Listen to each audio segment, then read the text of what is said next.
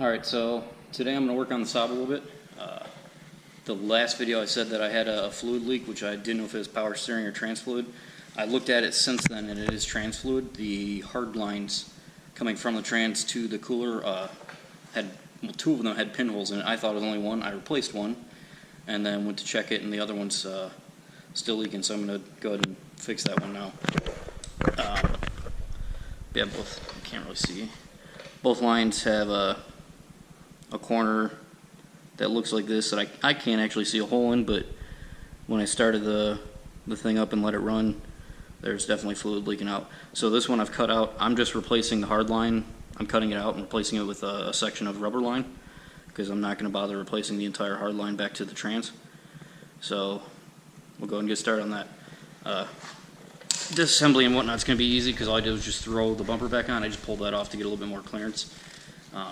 But all I should have to do, I've already put a trans cooler on this, so all I should have to do now is just cut like one hard line, move like a rubber line or something, and then I'll be good. I've got this rubber hose, and then this metal piece here I actually cut off of here, but I'm going to use that as an extension, just so there's not quite as much rubber. So we'll go ahead and get started on that.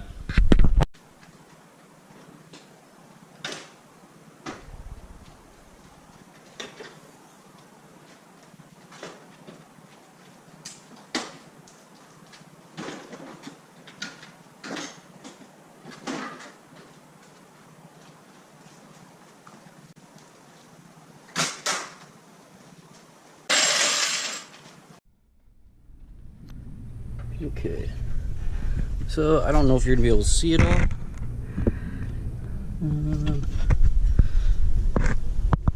Not really, kind of. Right down that line right there is the hard line, and it's leaking up here.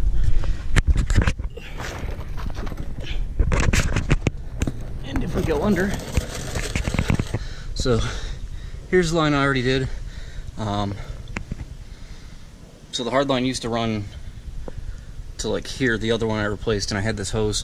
I've got these hoses going up to the trans cooler up here. But so I found the other line, I cut that out, so it goes, now there's a rubber line that runs up over to here.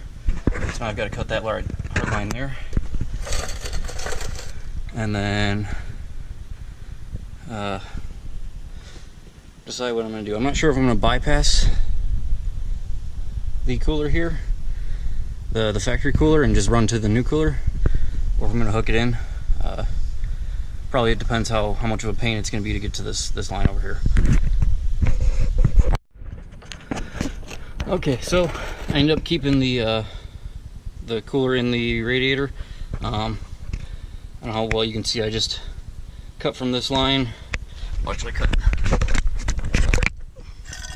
I cut that section out and replaced it with hose. So now I'll go ahead and start it and see if we still leak.